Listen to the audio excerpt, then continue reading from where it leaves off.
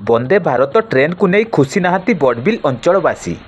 खଣି सहर बड़बिल अंचल एकमात्र यात्रीवाही ट्रेन भावे बड़बिलु टाटानगर पैसेंजर ट्रेन चलाचल करुथिला।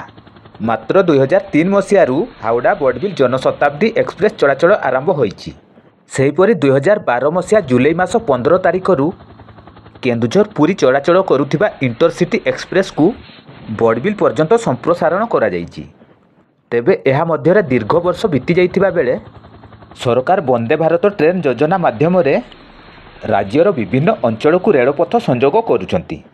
किछि दिन पूर्वे ओडिशा रे 3टी वंदे भारत ट्रेन चलाचल आरंभ होइथिबा बेले गत सेप्टेम्बर मास 15 तारिख रे राज्य रे आउ 3टी वंदे भारत ट्रेन रो शुभारंभ करा जायछि। तेणु वर्तमान ओडिशा रे वंदे भारत ट्रेन संख्या 6 को वृद्धि पाइछि।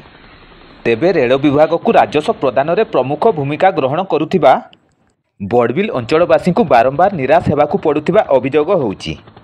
तेबे प्रस्तावित बड़बिल बांसपाणी रेलपथ संजोग में विलंब एहार मुख्य कारण बोली स्थानीय अंचल में मत प्रकाश पाउछि। तेणु बड़बिलु बांसपाणी 17 किलोमीटर रास्ता को रेलपथ संजोग निमंते बड़बिल अंचलवासी दीर्घ वर्षर दाबी पर 2016-17 मसीहा रेल बजेट एहाकु मंजूरी मिली।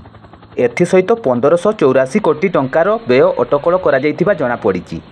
मात्र आज पर्यंत एहार प्रारंभिक कार्य मध्य आरंभ होई नथिबा बेले बड़बिल बांसपाणी रेलपथ केबे संजोग होबो एहाकु नेई आशा और आशंकार बड़बिल अंचलवासी। एठारे प्रकाश जे टाटानगर ब्रह्मपुर चलाचल करुथिबा वंदे भारत ट्रेन रो सेवा पाइबाकु हेले 20 ରୁ 25 किलोमीटर दूर बांसपाणी रेल स्टेशन जिबाकु पड़िबो। तेबे बड़बिल अंचलरू बांसपाणी रेल स्टेशन को सीधा सड़क जोगाजोग व्यवस्था नथिबारु भड़ा गाड़ी नहीं गले 500 ରୁ 1000 टंका पर्यंत खर्च करने पड़िबो, जहाँकि जड़े मध्यवित्त परिवार घोड़ा 6 टंका को दाना 9 टंका सदृश।